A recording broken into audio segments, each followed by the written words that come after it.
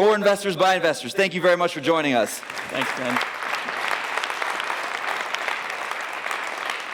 Ben, thanks very much. Can you guys hear me? Yes, sir. Okay.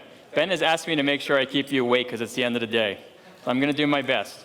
I just want to thank Ben and Joe and everybody else who have put this on and organized this because it's been a great first day. Really appreciate it. So my name's Jeremy Roll. I call myself a full-time passive cash flow investor.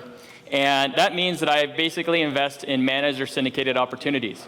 And I'm actually going to do a quick presentation for you. I have about 15 minutes. I'm going to do a really quick presentation for you. There's a lot of information to cover. I actually purposely put it all on the slides. There's a lot of words. I'm going to try and get through some of them. I won't have time to get through all of them. And then we're actually going to switch into a panel discussion I'm going to be moderating about capital raising. Just so you know, we're going to take questions at the end, both for myself and all the panelists once we're done at the end.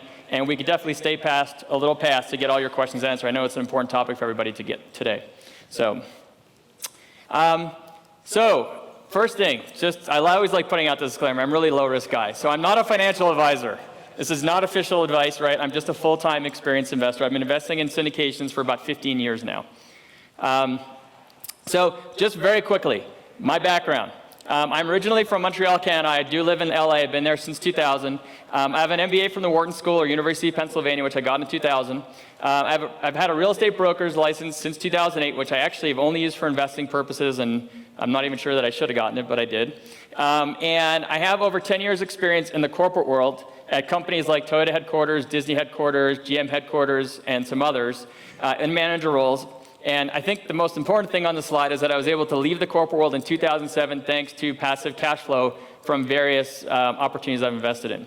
So, and when I hear anything about the corporate world, I cringe and really never want to go back. So, my investing background real quick.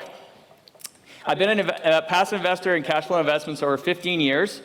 So I manage a private investor group of about over 1,000 people who are looking for similar opportunities to me, and I tend to focus on very low-risk passive cash flow, stuff that's like 80, 90, 100% occupied, mostly commercial real estate. I also do single-family and stuff that's non-real estate as well. But the key common thread is that it's always managed, and it's always low risk. That's what I'm always looking for. I've basically been a full-time passive cash flow investor for 10 years because I got out of the corporate world back in 07 from the cash flow. And I'm a co-founder of something called For Investors, by Investors, which, how many people here are from California? Okay, great. I'm not sure how many of you heard of FIBI, but I started FIBI in 2007 with one other person because we were sick and tired of going to like sales pitches and seminars where we'd have to wait 2-3 hours through a sales pitch and network at the end. And that's what FIBI is all about. It's basically the core foundation is no selling. If you're ever out in California, in Southern California, please come visit us. We have 12 active chapters, over 22,000 members. We're actually the largest public, non-institutional real estate group of meetings in California.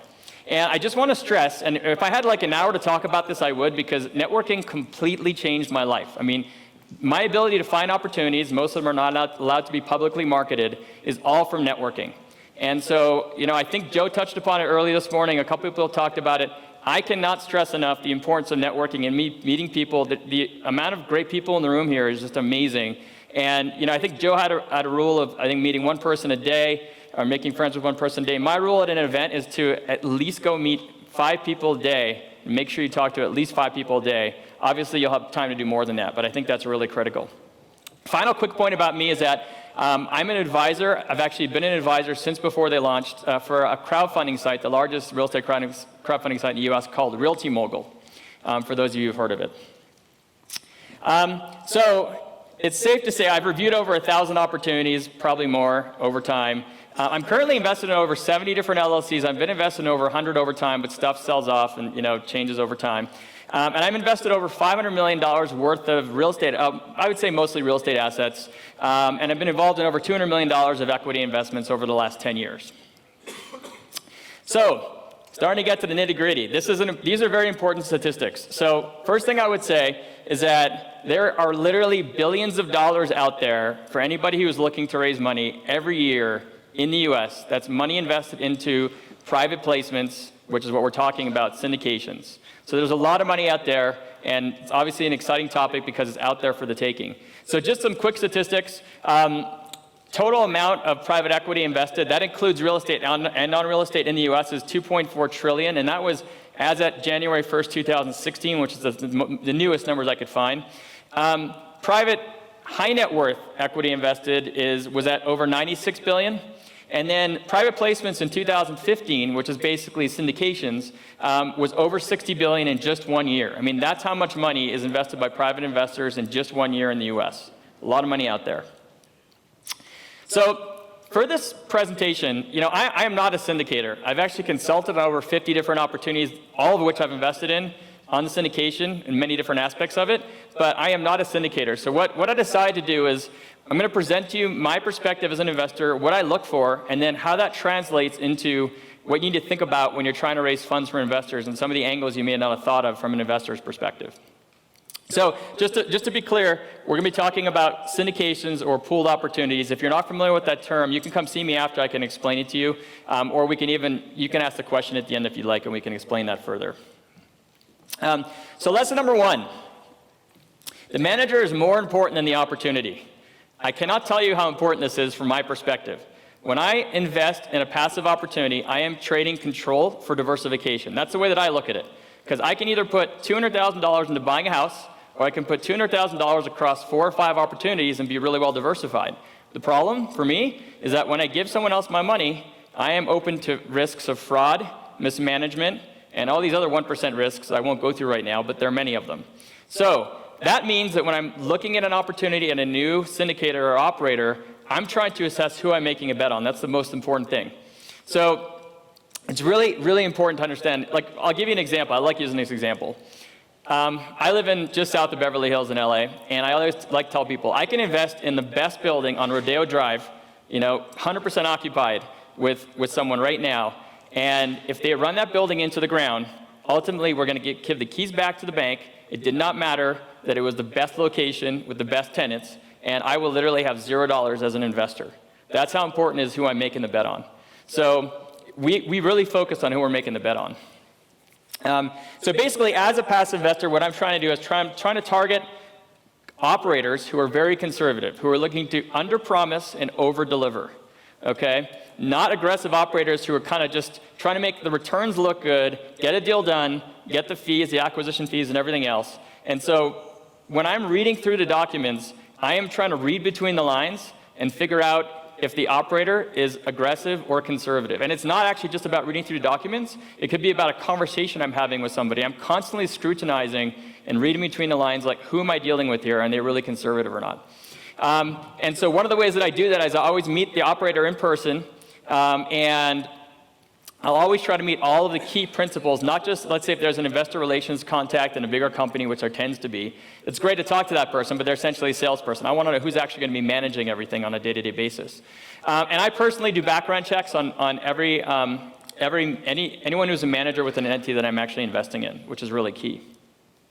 Obviously, I evaluate history and experience, and the question is, has someone been through cycle, for example, or they've not been through cycle yet, because that has a different experience and different learnings. And then I'm going to evaluate the business plan and the overall strategy. And from my perspective, if I'm going to invest in a syndication, I'm normally getting locked in for 5 or 10 years. So the question is, do I not only believe in the business plan for today, but do I believe it'll be a solid business plan in 10 years? A great example is retail strip center, right, has a bunch of tenants. What's going to happen if there's a downturn? What's going to happen if the internet encroaches more and more on retailers? Do we have the right retailer set up? And is the manager even thought about that? So I'm going to look at these things. So what does this all mean for you as a potential operator? So first of all, you want to make your history available to investors. And I would actually strongly recommend that if you happen to come from a company that was involved in real estate, but you were not syndicating with them, or even if they were tangentially involved, make sure you highlight that, especially if you're relatively new, because any piece of experience will definitely take into account. So that's really important. And by the way, another thing I want to point out about history is that when I do a background check, I specifically ask for the person's name, address, and date of birth. Okay, and then I ask them if there's anything I need to know before I run the background check. Let me tell you something. If they don't tell me that they had some incident and I find it and they were trying to hide it, that's a big problem. And that's actually where I'm trying to assess the person's character. So make sure you're really transparent and that you're really providing all your history for people. And by the way, if someone isn't willing to give me their home address, that also is a flag. And it may feel a little uncomfortable for you to give up your home address to an investor. The truth of the matter is, with the kind of background check software I have, I actually don't even need any of this to actually do it on the person. I can find them. You would not believe what I have access to. But anyway, that's another story. So try to make your history available to investors. Create a detailed business plan for investors. And I think this is really key because all the time I read business plans that they might be 20 or 30 pages, but there's some key things missing in there. Last week I read a business plan for, I don't remember what asset class it was, and there was a list of comparable rents, but there wasn't like a market study. There wasn't like a sale comparison study. There was a lot of stuff missing in there where, as an investor, if you're just looking at this, you're basically, all you have to communicate to investors unless they actually talk to you is this business plan. If you're missing any key details, then I'm going to basically take it and just go on to the next, because the key thing you have to understand is that there's like 1,000 opportunities out there, unfortunately, right?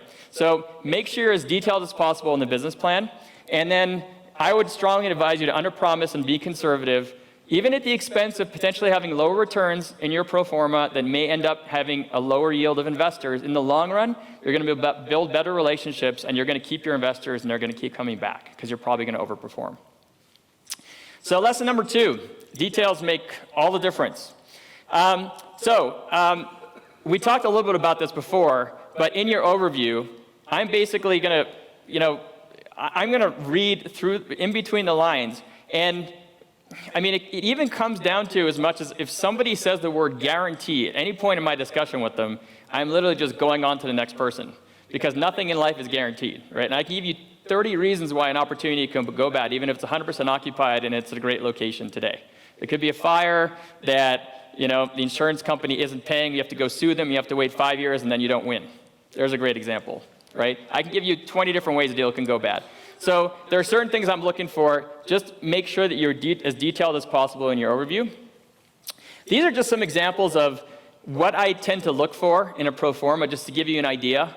I won't go through all of them in the, just because of timing, but you can see that I'm looking in the operating agreement, which is the LLC operating agreement. I go down to the point of understanding the cash call provisions, the voting provisions. What happens if we have to replace a manager? How does that happen? And is that going to be hard or easy for us investors? The allowable business purposes at LLC. Is this restricted to you just buying the property, or can you actually take loans where we as an investor won't even have a say in you being able to take more loans? Just try and be as detailed as possible in the operating agreement to both protect yourself but also protect investors. Very often these operating agreements are one-sided, and it really shows when you're reading it on the investor side of the table. And then for the private placement memorandum or the PPM, just make sure that you really have all your risks and disclosures in there, which your attorneys will typically help you with.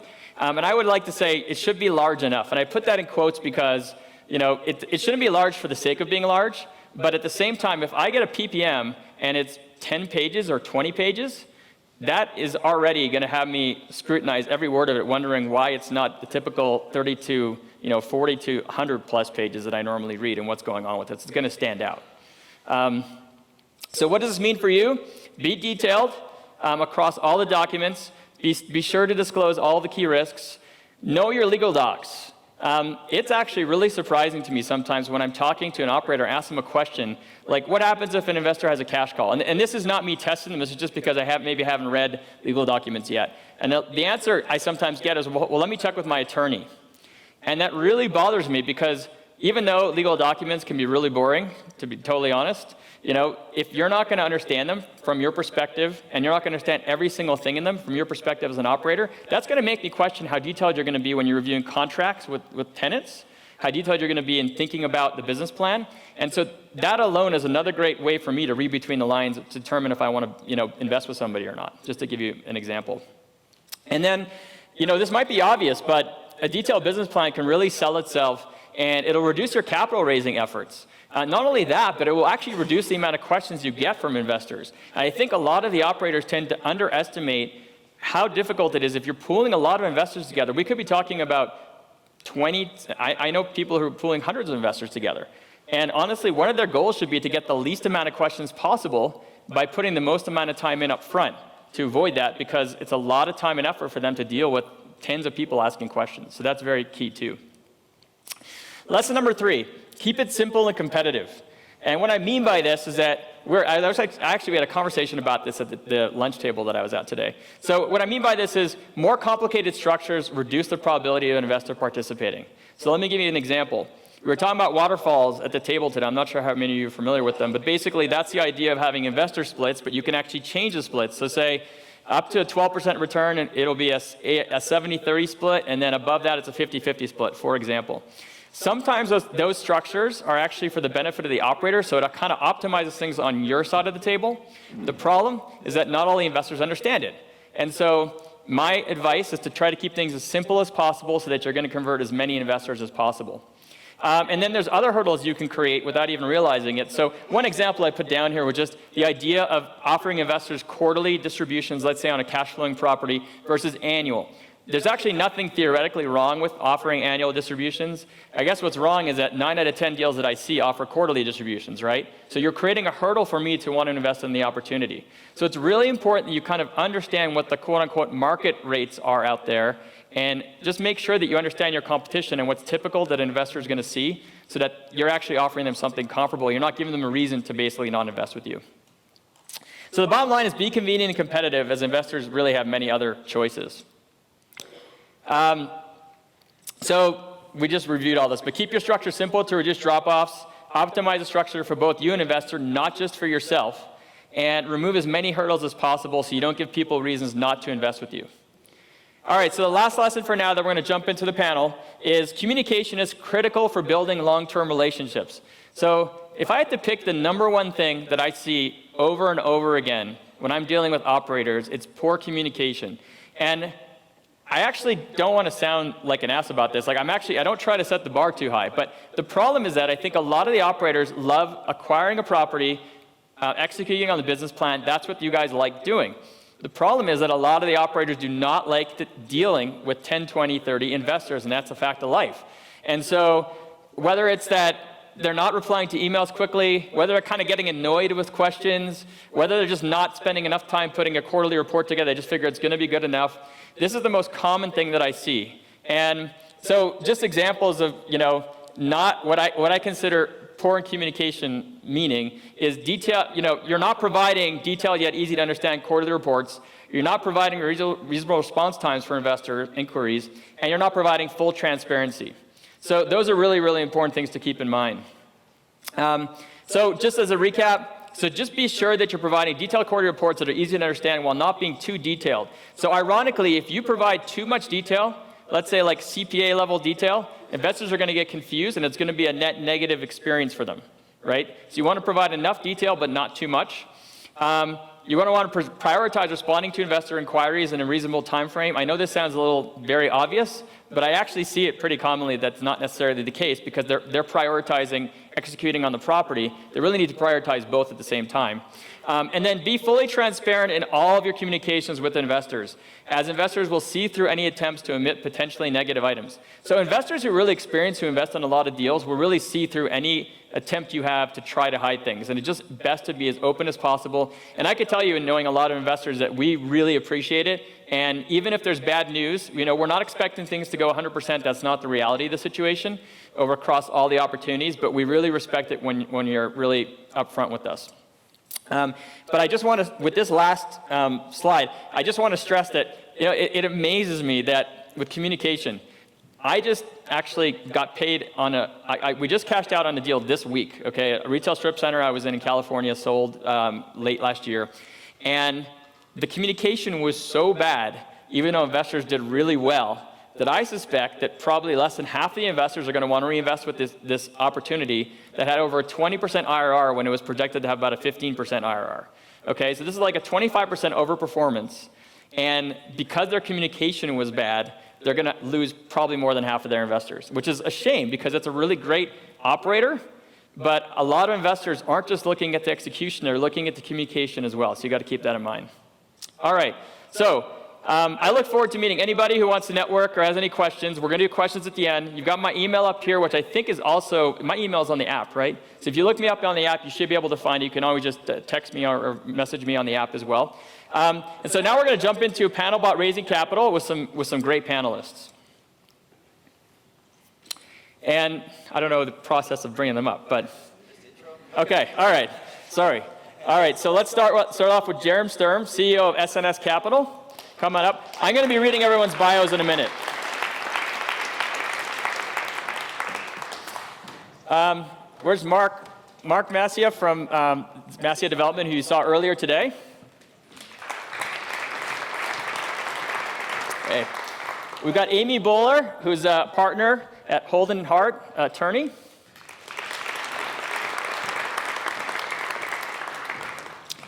And last but not least, Scott Lewis, who you heard from just earlier, CEO of Spartan Investments. All right, so I'm going to start off, it's a little formal, but I want to make sure you got everyone's background. So I'm going to start off by reading everyone's bios that they gave me, and then we're going to jump into some questions. Let me just rotate. So, all right, let's start off with Scott on the far end. So Scott is a co-founder of Spartan Investment Group, or SIG, and has led several successful real estate developments ranging from single-family flips to raw land development.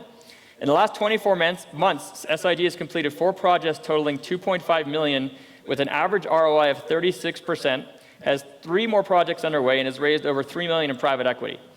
Scott is a strategy and operations director at SIG and is responsible for overseeing Spartan's strategic direction and managing the day-to-day activities of all projects. In addition to Spartan, Scott is also a captain in the U.S. Army Reserves and is an Operation Iraqi Freedom veteran.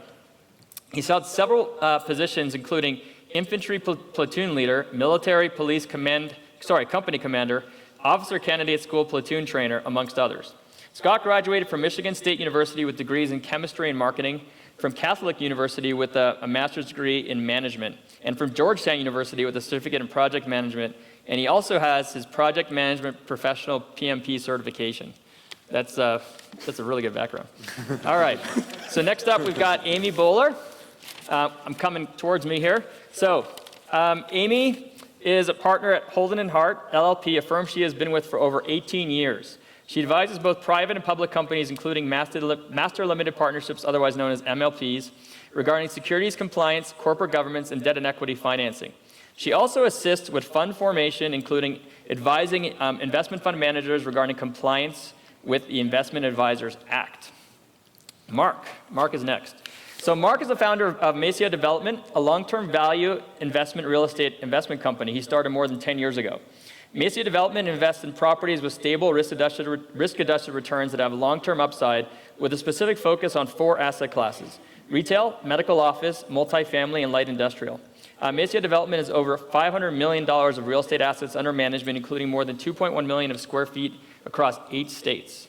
Mark has recently been featured in the New York Post, New York Real Estate Journal, The Real Deal, as well as a guest on various investment podcasts such as Real Estate Investing for Cashflow with Kevin Bupp, Accredited Income Property Investment Specialist with Jason Hartman, and the Best Real Estate Investing Advice Ever with Joe Fairless.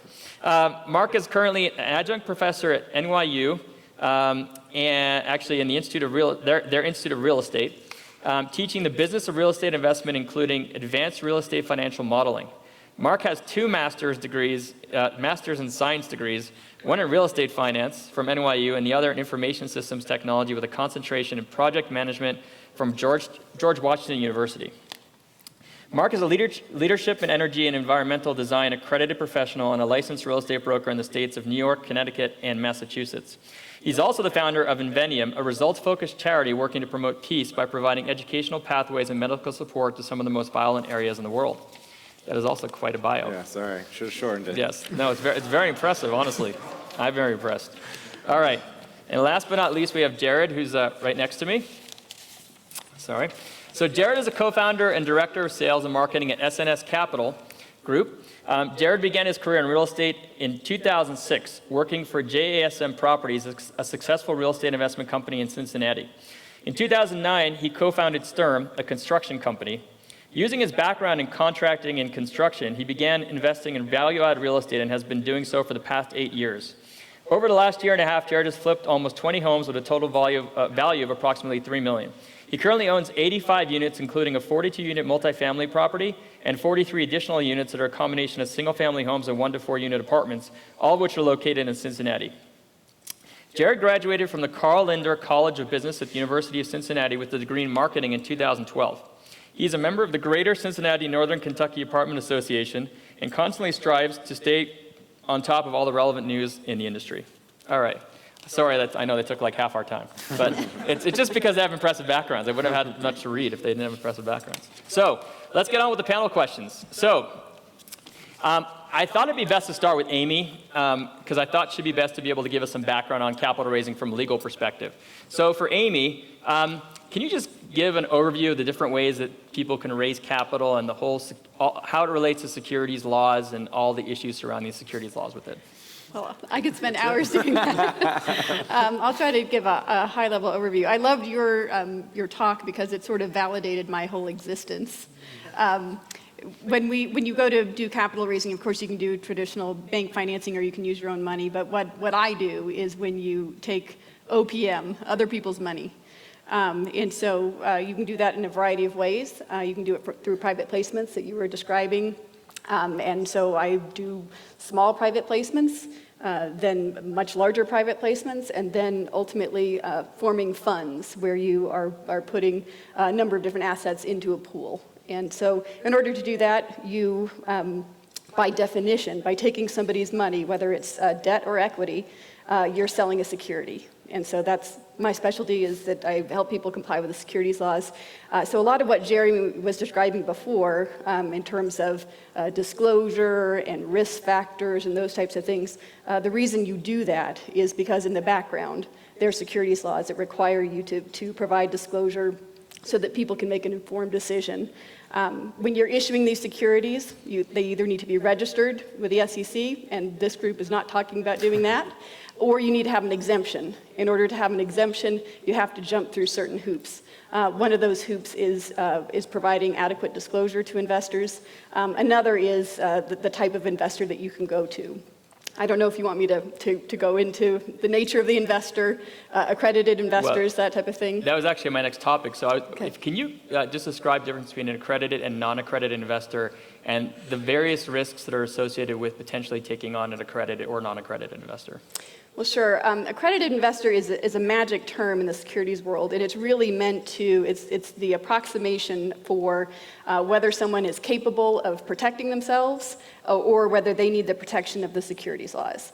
So if you're an accredited investor, what the SEC thinks is that you have the ability to go out and hire attorneys and hire advisors. If you're not, then you need more protection via the securities laws. So the type of investors you may, the accredited investor definition is very lengthy, but just to give an example, a natural person who is an accredited investor is someone who would have $1 million net worth excluding their primary residence, or someone who has an income of $200,000 or $300,000 for their spouse. So that just gives you an idea of the person you're dealing with. When you're dealing with accredited-only investors, there are a lot of exemptions you can use. You have more flexibility. You have less burdensome disclosure that you would use with people who meet that standard. If you take money from people who are not accredited, and there are certain ways that you can do that and still comply with law, you have to be careful.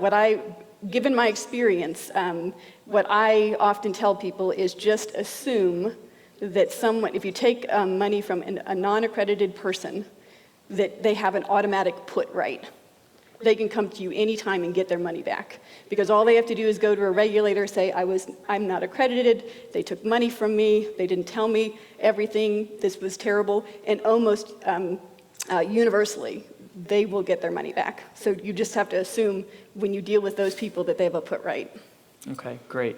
By the way, I should stress, if anybody's looking to raise money from any outside investor, and I mean, I won't get into specifics, if friends and family might be a little bit different, but certainly anyone you don't know, and even if it is friends and family, but it's a lot of people, more than several, or you would probably say more than one. Yeah, then just be sure you talk to an attorney like Amy. It's really, really critical, because otherwise you're going to end up in a lot of trouble if you don't do it the right way.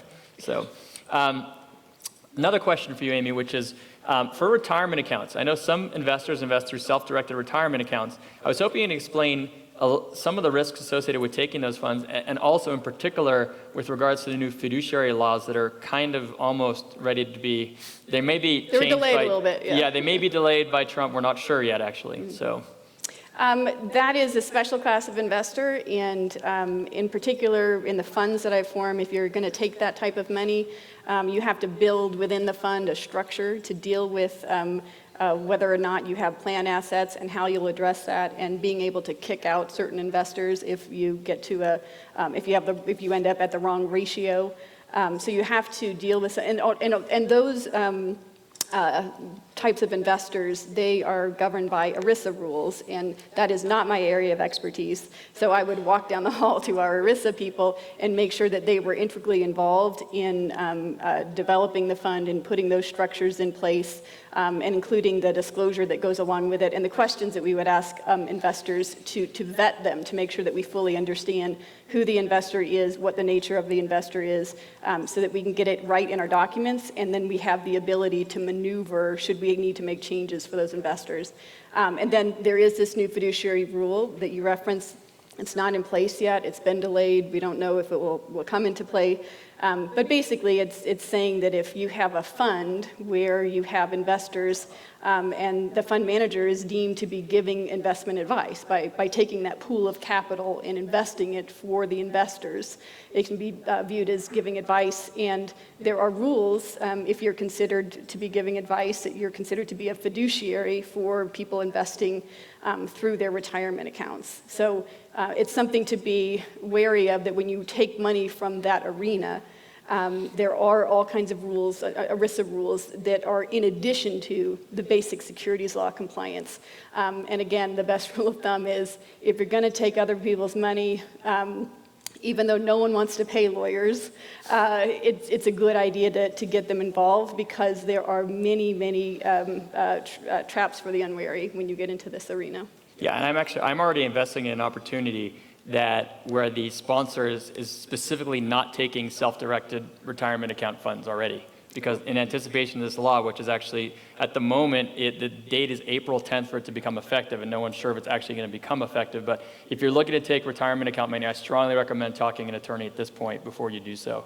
Yes, and many of our funds that we work with do that. They just will not accept money from those types of investors because of the added burden. Yeah.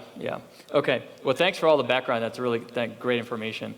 So, Jared, I believe when you started, you were lacking capital. How many people here are lacking capital and are trying to start off? I know there's probably a good number of people. Lacking capital. So the question is, when you started, my understanding is that you were able to trade effort in exchange for being able to raise capital. And so you basically traded your time and effort. So I was hoping you kind of give your background and story, because I think it's important for a lot of people to hear. Okay, yeah, I can. And thank Joe and Ben for having me out. And if I would have heard these other guests' bios before I signed up, I may have been intimidated. But I am excited to be here because I am a stepping stone between where Mark, Amy, or Scott is and where a lot of the attendees are. So I might not be the most experienced, but I'm probably the most relatable to the most people. So that's why I'm excited to be up here and share my story. But to Jeremy's question, I started out very young, didn't have money. No one would lend money to me because I didn't have a W-2 job. And I traded my time, because I had a lot of time, for my lack of capital. So my background was in construction and contracting. So I used those skill sets to offset my lack of capital. And that helped me snowball and grow my business, where otherwise I would have had really no other options, because banks weren't lending, private lenders wouldn't lend, rightfully so, didn't have experience, didn't have the income to back it. So I went out, I bootstrapped, I did it on my own. It's not always the fastest route, but that's the way I did it, and it worked well for me. Okay, great. So just for those of you who are kind of wondering what to do, and if you're having trouble, I mean, that is an option. Obviously, it could take longer. We're going to get in a little more detail about Jared's background a little later to see what he's done during that time. Because during that time, he still built a lot of relationships and a lot of networking, and now that he's actually ready to raise his first funds, he's got millions of dollars lined up with investors, even though he actually hasn't raised the money yet. But it's because he bootstrapped and took the time to build the relationships up front. So it's very impressive. So we'll talk about that a little bit later. Scott, when I was talking to you a few weeks ago, you mentioned that in your first opportunity, you used strategic planning to overcome a capital raising challenge that you would have when you were new as well. So I thought it was really unique. So I was hoping you could share it with the audience. Yeah, no, thanks, Jeremy. So as Trevor talked about, one of the number two thing that prevents us from success is a lack of a strategy. So to give some background on the deal, this is a DC-based property. One of the big things in DC is to take a single-family home that's in a row of houses and convert it to condos, whatever the zoning allows. So this particular house is, it's zoned so that we can take one house, dig underneath it, blow out the back, put a floor and a half on it, and then sell it for 4 condos. All in, quick numbers, there's $1 million of profit into this one deal. And we're having trouble raising capital at the beginning of it.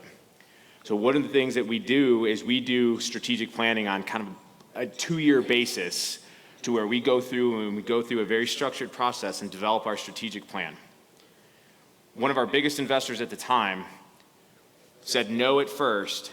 We provided them the strategic plan, and they're like, oh man, these guys are legit. These guys are actually have a strategy. They know where they want to go. We have objectives, performance targets, metrics to meet those performance targets. They wrote a $250,000 check the next day. And then the other $200,000, it was a small raise, it was $455,000. So the next 200 came in within a week. So we went from 0, one investor, 250, everybody in 2 weeks. And we'd been working at it for a couple of months with no success. But that strategic plan showed people that we had a strategy. It was transparent in what we wanted to do. It demonstrated to the investors that the operators had experience in planning and that we had a solid plan for the company, and they wrote checks. All right, well, that's really great insight. It ties back into what I was saying, in fact, which is a coincidence, on the fact that the more detail you can share up front, especially if you're new, the higher conversion you're probably going to have, and it's going to also help to avoid questions. So that's a great real-life example. So thanks for that. So Mark, you mentioned that you've raised money from several crowdfunding platforms, I think in over 5 opportunities, and you also told me that it wasn't as easy as it sounds. Yeah. So I was curious I was hoping you could share your perspective on why that is and kind of what the challenges are if anyone's considering any of the crowdfunding platforms for raising capital. Yeah, I mean, I definitely think I'm bullish on the industry overall, the crowdfunding industry. I think it makes a lot of sense. I mean, definitely talk to the patch of land people if you're interested in doing that, or Realty Mogul, any of the platforms out there. They all have their merits, they all have their strengths and weaknesses, things they do well. So, I mean, I think, it's a great opportunity. I think what a lot of people think, which is sort of like what, we thought, everybody thinks when they're raising money, they're like, oh, there's some trick, I just need to learn the trick, and then everything will just happen, and I'll raise all the money overnight.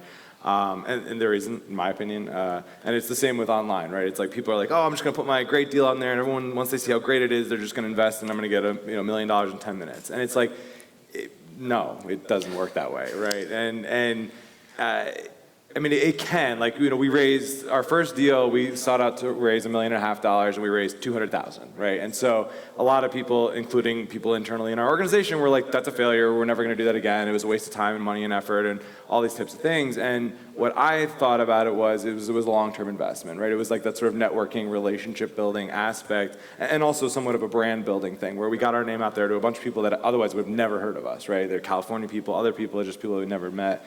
So a lot of it was that, and then later we did do deals where it's like we raised $1 million from one of our deals in 3 days. So it's like, and I didn't talk to one human being, I didn't take one phone call, it just happened that quickly. So I'm not saying it's all the hardest, worst, but that deal was like a 1 in a million type deal. It was something that we've never been able to find again. So I wouldn't set that as the benchmark for your level of success, but each deal we do, we now reserve a portion for crowdfunding, because I find it to be a good brand builder. It's a good way to expose yourself to new investors. It's a good way to just sort of add to the repertoire of ways you raise capital, right? So we have a bunch of different sort of places that we go to source capital, and I want to keep that one as a permanent option. Okay. Yeah, thanks for the insight. So for those of you who are considering using crowdfunding platforms, there's a lot of them out there. Some of them work differently than others. Some of them will pool investors together and then send the money from one LLC into your investment. Some of them are more of a pass-through, where you're able to post your opportunity on there, but then investors contact you. And I just want to point out real quickly that there's quite a big difference between the two, because for the ones that pool together, it's technically easier for you in some ways, in that you're getting a check from an LLC, and then you're sending a distribution to that LLC, be it that crowdfunding site, and they're actually sending the quarterly checks and quarterly reports. They may negotiate some more stringent terms as far as controls versus a normal individual investor would, but there's definitely pros and cons to that. But then if you actually have the type where people are actually investing directly in your LLC, you're able to build direct relationships with investors in that model, which can really serve for the long term, because you're building the direct relationship And you're not building a relationship with a crowdfunding pool, you're building it directly with every single investor that's coming into your deal. There's pros and cons because there's a lot more management on your end and there's other issues, but just know both of those models are out there if you want to take a look online. There's a lot of different options right now. So Jared, let's come back to you. I was honestly really impressed getting to know you, that you spent years building up this network and bootstrapping, and surprised that you have $4 million of interest for your first opportunity that's going to come up. Mm-hmm. And so I was just hoping you could give a little more perspective on how you did it. I'm sure there's a lot of people in the room who want to know how to do that. How long it really took before you got a critical mass, and whether you'd recommend that or not, having gone through it.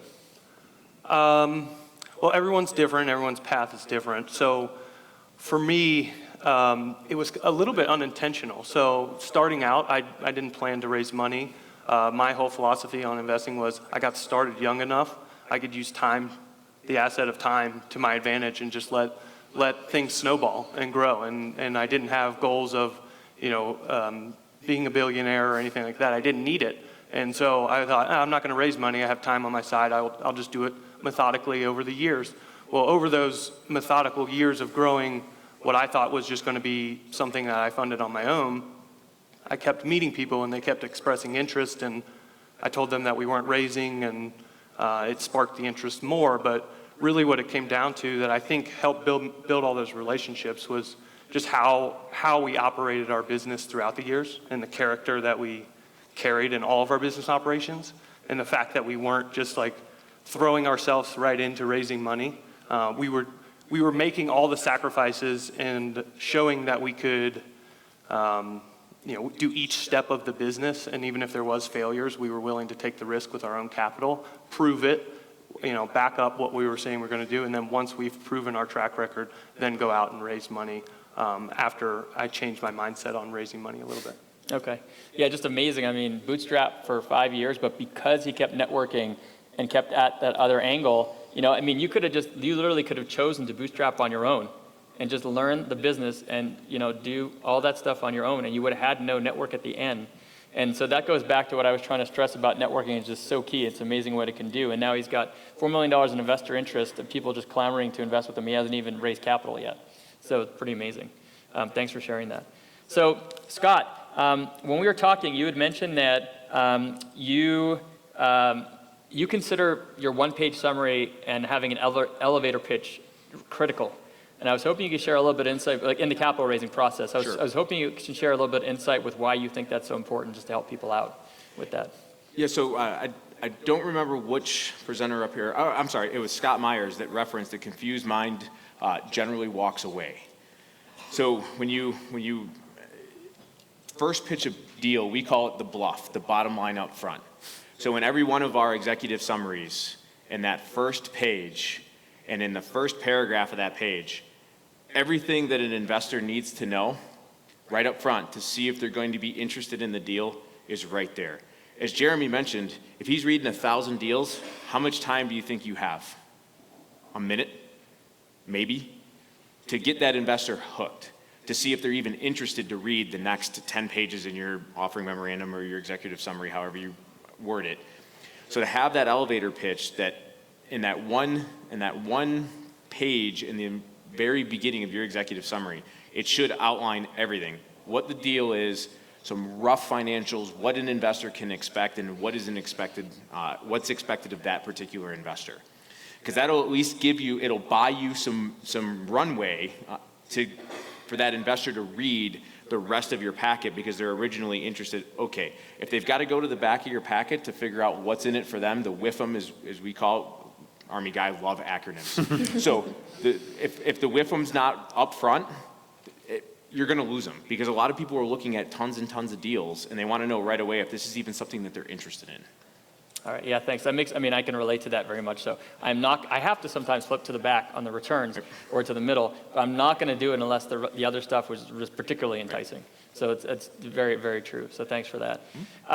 So Jared, you mentioned you have 2 business partners that have complementary skills that help you, it's helpful in the capital raising process. So hoping you can kind of share, because not everyone necessarily takes on a partner, and I was hoping you could share how that benefits you and whether you'd recommend that or not to people who are trying to raise capital.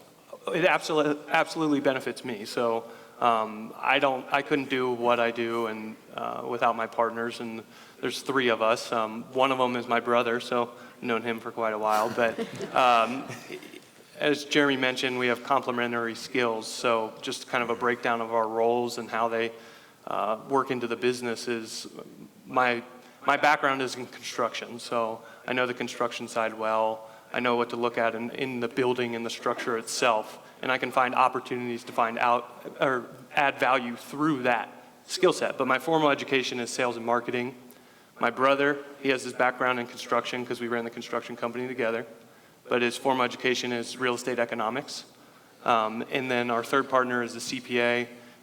He does the asset management role, has a master's degree in accounting, and he also works at a firm that has $8 billion in assets, and he does the quarterly reporting to the SEC as well as their private investors. So combining our skill sets, we've been able to align ourselves in a way that is very fitting for the syndication model, and then backing it with what we did with our own money prior to going to raise has been why I believe that raising money has come easier to us than most people who are doing it initially.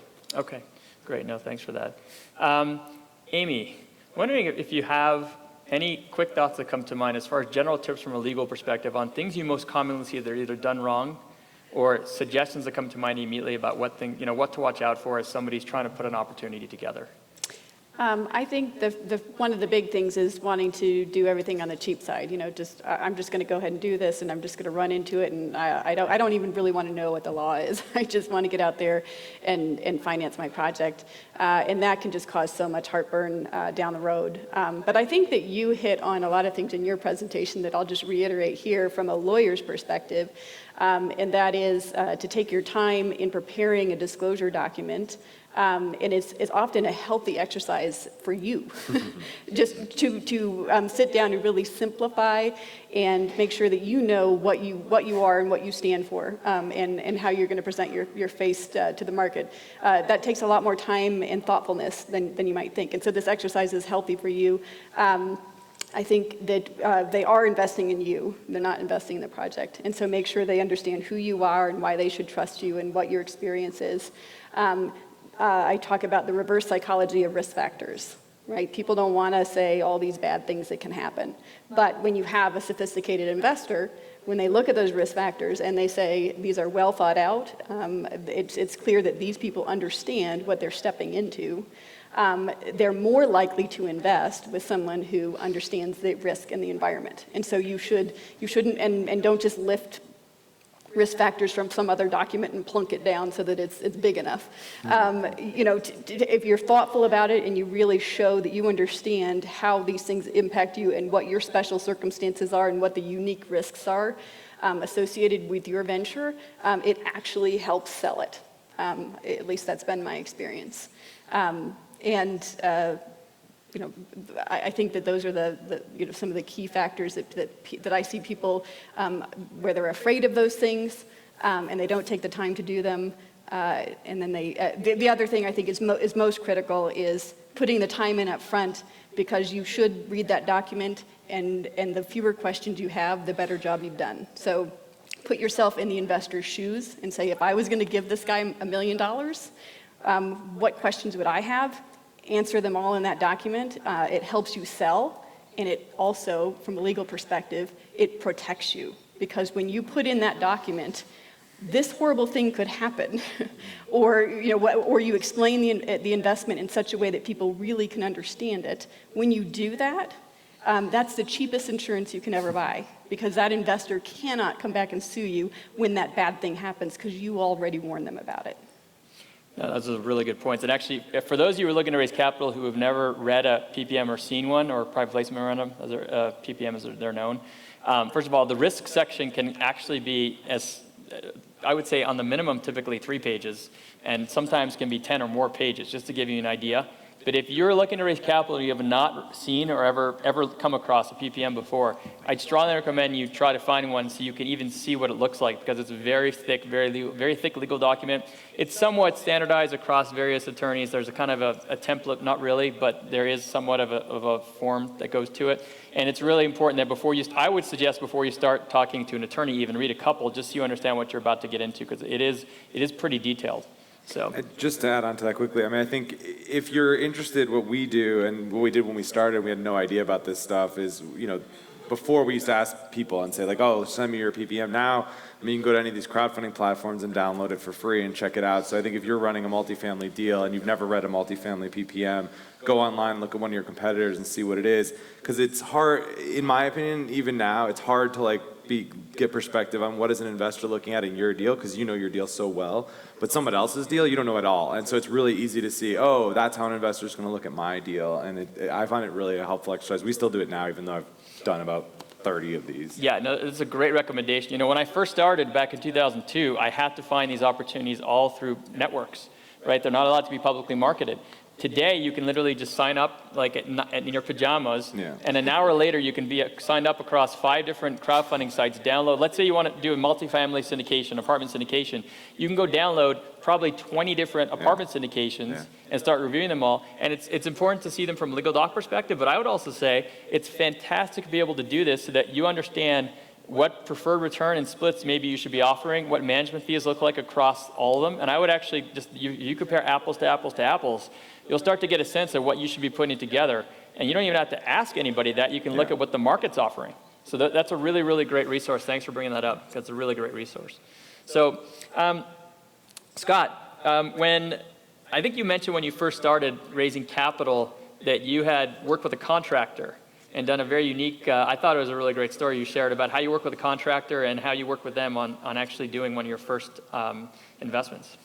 Yeah, so we have a love-hate relationship, depending on the day, sometimes towards the latter with our contractor. But for better or for worse, we've been working together for 6 years. And we actually have an outstanding kind of understanding between the two, is that both of us want to do deals, and we both want to just figure out how to do it. So one of the houses that we flipped on early on in the days was just a single-family home, 2,500 square feet. It had been in a fire, so actually someone had died in the property. So it was all burned out, and it was a pretty big renovation. I think we ended up spending, I don't know, maybe $150,000 on the renovation or whatever it was. So for that particular deal, we brought the cash to acquire the asset because we wanted to do it quickly, and he came in and did all the construction. So he brought whatever money was necessary, and we actually don't know, because it's just one of those understandings. And then we split the equity on the backside, whatever it came out. So when we were finished, we added up all the expenses from our side of the house, from his side of the house, created a final accounting, created the final pro forma, we agreed to it, and then we split the profit 50-50. So while not technically, a syndication, it was a partnership between us and our contractor set up in an LLC where we were both members of that particular LLC. And that was it was a way to raise capital from somebody that had it, but that was also an active member in the deal. Yeah.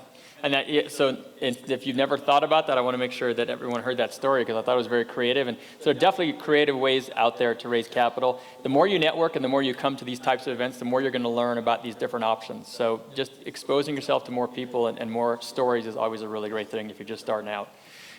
So actually, we're just going to cover 2 more panel questions, then we're going to get to some of your questions, which I consider very important. I want to make sure we cover as many questions from you guys as possible as well.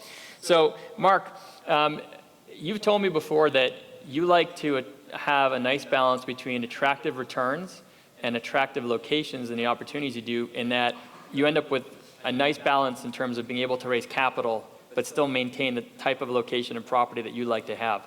So I was hoping you could maybe just share a little bit of insight of how you balance that and what you think about when you're trying to sort that out for making it attractive to investors to raise capital with them.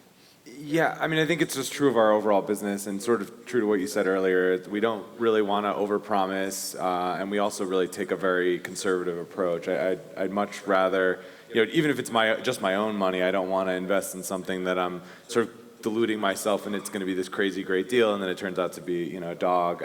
So a lot of that comes down to real estate is location, location, location, right? We've all heard that, and that's true, but you need to balance it with investor expectations, right? So a lot of, you heard earlier on the panel that I was on, some people were saying like 20% returns, 25% returns, crazy numbers, and it's like, that's great, but the other side of that coin is there's a lot of risk in those deals, whether admitted or not, or whether you're timing the cycle well or not. So, from our perspective, we're trying to sort of limit the downside risk to the greatest extent possible. I'd love to do a 4% return deal in like a great market with a great location that I think has long runway. We don't have that kind of capital that'll go after those types of deals quite that low, but that's kind of why we're in the 7% return range, because it's low enough that I can find still really good risk-adjusted returns that I'm not taking crazy risk, but high enough that it's higher than a bond or other types of safe investments that they're comparing us to. Okay, yeah, and I can tell you, I've known Mark for a number of years, and I'm not saying this to plug him, I'm just telling you, like, he's an example of a conservative operator that I'd like to see, in that I know that he's actually underestimating his returns. We've discussed this before. And that's a really good example of why he's really trying to build the long-term relationships in terms of what I was suggesting in the presentation before. So actually, I do have two more. I have one more that I thought in terms of questions I want to get through. So for Scott, you had related to me a story that I thought was very interesting about how you raised capital for a land deal in 2 stages, and actually managed to combine them. I believe you ended up developing 11 homes on 2 parcels, but you did 2 different raises and then had to combine them. So I'm wondering how you managed that, because that sounds very complicated. It was, and it's actually a project that's underway right now. Okay. So the story was, it's a land deal in DC, and in July we acquired the first piece, which would allow us to do 3 townhomes. So that deal had started, and we had started moving through the planning process, and then the opportunity came up to acquire the lot adjacent to it. With that lot, and then some special zoning, which is called inclusionary zoning in DC, we were able to actually do 11 houses because we combined the 2 lots. So we did an initial raise for $200,000 for the first lot. So those investors came in probably about the July timeframe. And as it was moving forward, then this other lot came up, and we had to raise another $450,000 for the acquisition of that, plus some operating expenses. We don't take really large fees on the front end. We take ours on the back end. So it was kind of an interesting situation, because we had 2 sets of investors, and one set was in for about 6 months longer. All of the Form Ds had already been filed. All of the PPM, all of our stuff had already been done for the first deal. And when we talked to the bank, when we talked to the insurance folks, when we talked to our attorneys, it just made sense to combine these to bring the second asset into the first LLC versus creating 2 LLCs, because we have to put a $1.6 million loan on it. And for that to be, they want to take a first lien on the property. Well, they're being combined together and then subdivided into 11 lots. So it got really complicated really fast. So basically what we did is we redid all of our documents, and it was actually interesting. All the documents went back out with the raise of being $650,000, and our one investor, who's got very, very, very deep pockets, wasn't paying much attention.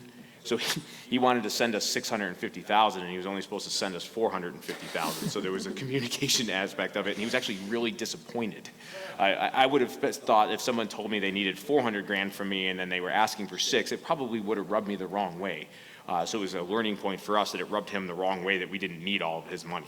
So it was just an interesting experience, but we basically had to redo it. We had to file amended Form Ds, and we had to redo all of the documentation. So there was a huge communication component to that. For the first, we had 4 investors that came in first. To those 4 investors, there was a huge communication piece as to what happened. And because they were in for 6 months longer than the other one, everybody actually got a 3% bump in their rate of return, because it was just easier for us to do that and to help our first investors than to try to balance this out with a 6-month additional lead time for them. Plus their money, it's a 11-unit deal, is a 24-month, plus their 6, that's a 30-month deal they're in. So we ended up bumping them up by 3 or 4% just to make it all work and to give them some extra for staying in the deal with us. All I can say is that it's a really good thing it wasn't like 10, 20, or 30 investors. Right. Mm-hmm. Yeah. Absolutely. We actually try, it's a strategy that we have, that we try to keep the investors to a minimum just because of that communications factor. Communication channels is n-1/2. So when you look at that, it gets exponential the more people you have, so the more probability for missed communications goes by an exponential factor as you get more people in the deal. So we actually try to raise the money with the minimum amount of people we can because of that. Okay, all right, thanks for sharing that. So the last question today for today's panel is going to seem an odd one because it's actually an anti-capital raising question. So Jared and I were talking a little earlier today, and he had bootstrapped for years before considering raising capital, and he had shared an interesting perspective with me that very, very often he sees people raising capital when maybe they shouldn't be raising capital. So just a little food for thought for you. Just wanted to share your perspective with everybody on that. Okay. We had like a 30-minute conversation, and I think my perspective on it is a little bit different, but it's a complex and kind of deep process. So I'll do my best to condense it. But 3 years ago, if I was sitting in this audience and they asked who wants to raise capital for their deals, my hand wouldn't have gone up. And I was surprised to see how many people raised their hand. And for me, the reason my hand didn't go up is one, because I had the time on my side, so I could let time do its thing. But the other part is the responsibility that raising capital brings. And the way I view it, and I still view it this way, but the way I viewed it then was, like Joe mentioned, he had his morbid, we're all dying thing. But the way I view it is we only have so much time, and all these people that we're going out to raise money from, they traded time to earn that money. And so when you're raising money, you're not just like, I don't look at it as dollars in the bank account. So I'm looking at it like I'm taking 20 experiences with 20 of 60 experiences left with this person that can spend with their family. And they're trading their time to go earn that money, and then I'm borrowing their money. So the responsibility is huge when borrowing money. And so it's actually the same reason I didn't want to borrow money is the reason now that I'm raising money. So I'll try to go through it quickly. It's a lot of parts, but so I wasn't going to raise money. I was going to do it on my own. And then my dad is reaching about retirement age, and I'm a little bit more financially savvy than him at this point. So we sat down, we're looking at his numbers, talking about it, and his goal, his whole life has been, I'm going to retire, live on a lake, have a boat. That was like all he wanted. And if you were to jump back 30 years and read a financial advice book, he was perfect. 30 years at the corporation, buy the house cash, put the money into the 401k, didn't splurge, nothing, and yet when it came time to retire, we're looking at it and we're looking at the prices of these houses that, were his dream houses, and we're like, you can't get it, you can't afford it, even though you did everything right. Like what they told you was right, and you did it, but inflation has eaten away at it. So that shifted my mindset, and I shifted from, real estate could make me financially successful without raising money. And I could do it, but there's a difference between financial success and self-fulfillment. And for me, I thought, there's so many people out there, like my dad, and I have this skill set, and how selfish it would be if I sat back and didn't use it. And so the same reason I didn't want to raise money 3 years ago is the reason I'm raising money now. But I look out and I see all these hands go up, and I'm afraid that when raising money, we're looking at it like a bank account and not looking at it like the time that the people traded to earn those dollars. And if you look at it that way, it keeps you in check. And so, like Jeremy said, I had a lot of success raising these commitments, and it was great. It's flattering, but I've had those commitments for months now, and I continue looking for deals, and I won't deploy it until I'm confident, because even though it's there, I have phone conversations with every single investor. I hear their stories, and whether they have $100 million in the bank account, someone either in their family or them traded their energy, their time, and their life for that money. So I just suggest to all of you who are wanting to raise money to view that money like that, and keep yourself credible. So I can give a quick heuristic. Yeah.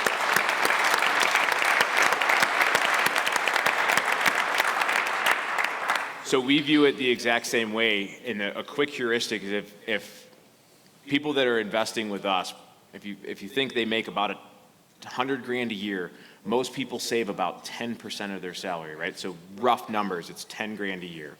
And as Jared said, savings is stored energy.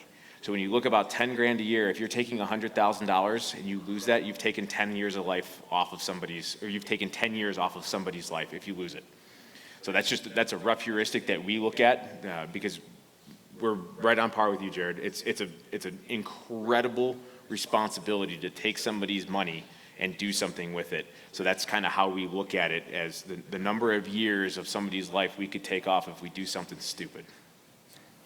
And by the way, I think that's why you start with friends and family money, right? Because I would rather lose $1 million of my own dollars than 10 of my father's dollars, Yep. or my aunt's dollars or whatever. I think that's why it's not only easy to raise dollars because they know you, but it's also the most humbling dollars, in my opinion, that you ever raise. And that's, we still use their money if they want to invest with us for that reason, because it reminds me every day that that's, whether they're somebody I know or don't, I treat them the same. You know what I mean? That's a great point. All right, well, let's give a round of applause for the panelists. They did a really great job. Thank you. All right, so you guys have literally been as quiet as a library. I'm like in shock how quiet it's They're been here. So sleeping. either you're sleeping or paying attention. So now we'll see if you're paying attention, see if you have any questions. We want to make sure we address your questions. Is there a mic or? What's that? We're 20 past. Okay, we're at 20 past right now? 10 minutes? Okay. So we have about 10 minutes for questions. Is there a mic that can go around? Okay, great. Sorry, hands for questions. Do you want to just pick someone at random? I'll start with you, Jeremy.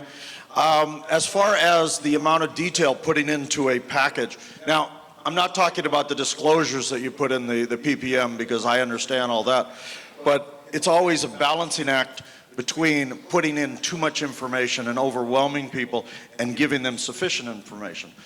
And what I've also found is if you have different investors of different sophistications that are looking for more, typically we put enough information to get them interested, and if they're interested in seeing more detail, we have that we can provide. But typically in our property package, we're giving them the essential information without trying to overwhelm them.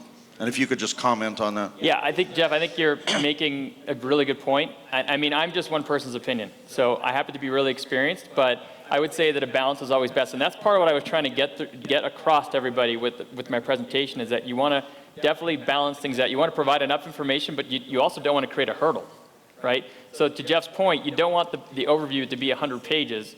But I would argue that a little bit more information is better than less, in that because it's your only chance to make an impression on somebody before they actually want to learn more about it. So, but you make a good point too. It really shouldn't be crazy long. The other point that I want to make, and I don't know, is currently my property pack, or my PPM coming up, it was 68 pages this time. The operating agreement was another 52 pages. The property package was 26 pages, and the subscription agreement was 21. So we're talking about 150 pages on a PPM, and so that's a lot of information. I would actually call that probably normal. Yeah. Actually, I would expect between that number and maybe another 20. Now, if I could ask one other question.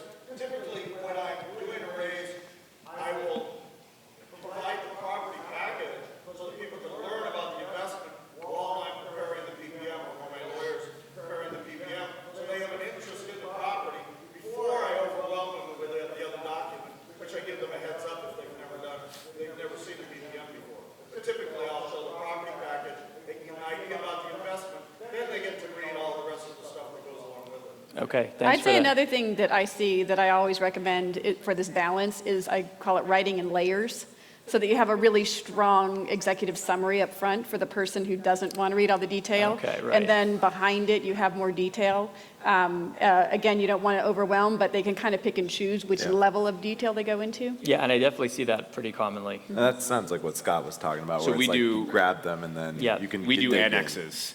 So we usually put in X amount of detail, depending on the deal, right? If it's a very complicated deal, then obviously a lot more. If it's a single-family home that you're flipping, it's not that complicated. But we'll usually do a summary, but then in annexes or appendices or whatever you want to call them in the back, there's another gazillion pages. So if that investor wants to dig in, they can jump past the 2 or 3 page summary and jump into the details that go down to whatever level detail we need.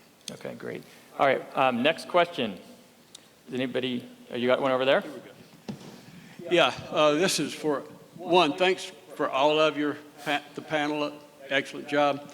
For Amy, I have done several PPMs, and right now I'm faced with the questions.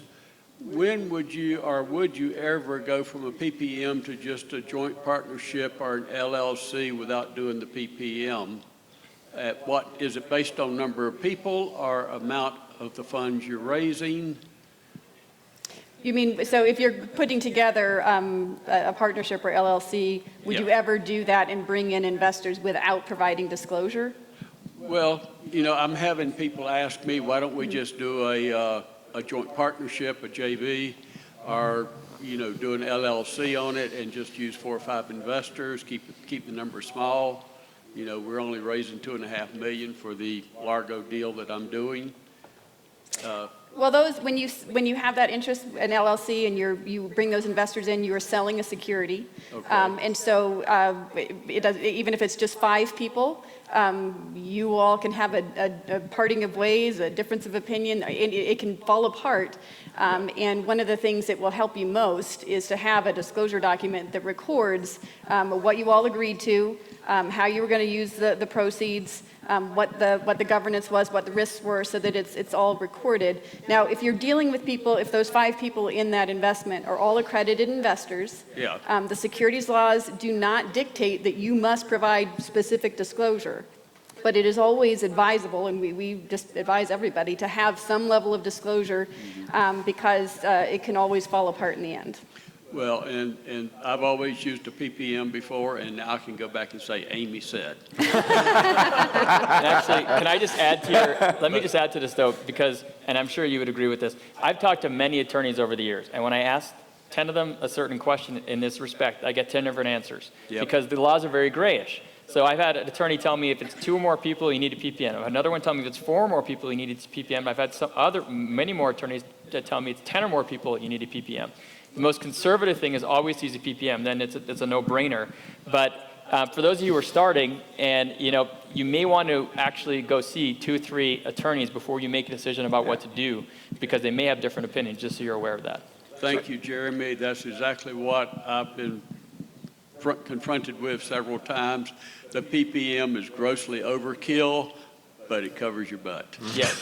So, Amy, let me ask this question. If in your situation, let's just say you've got 5 people.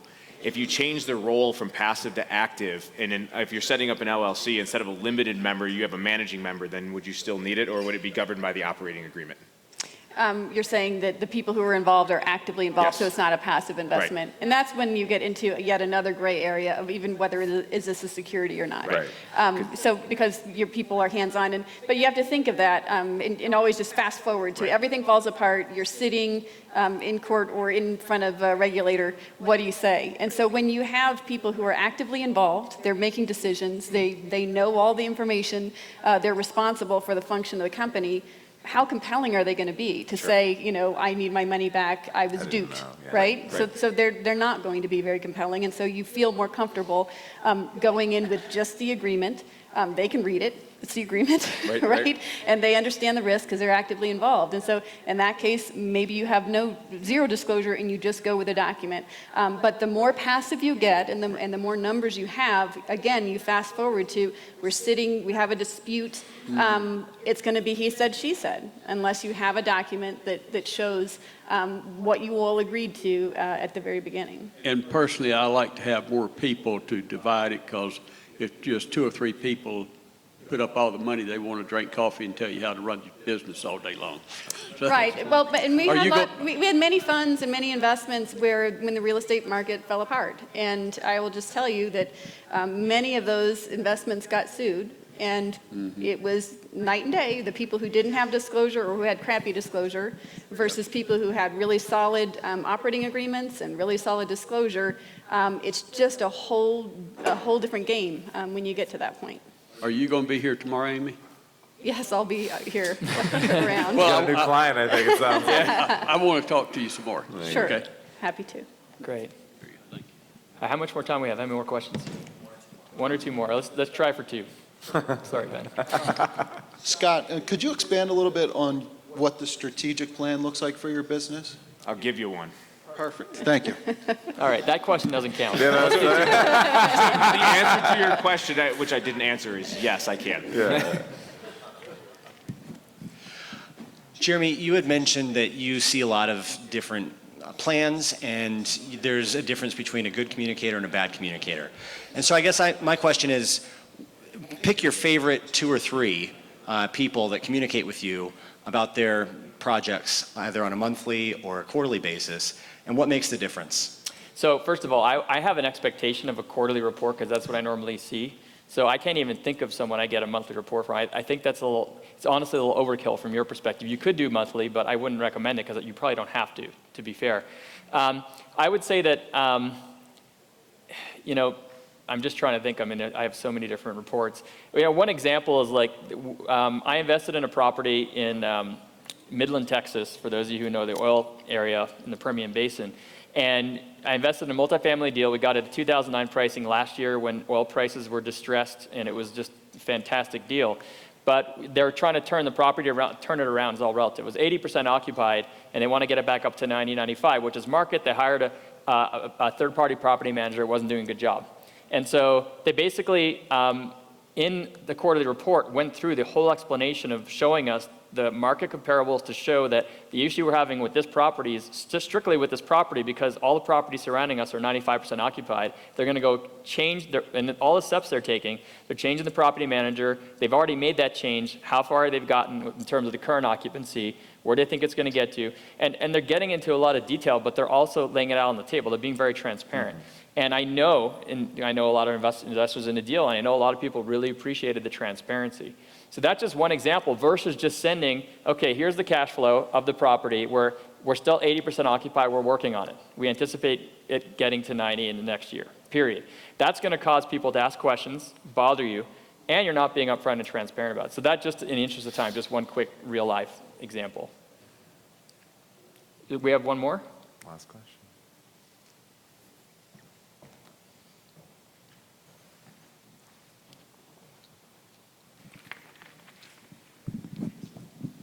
Yeah, thanks, guys.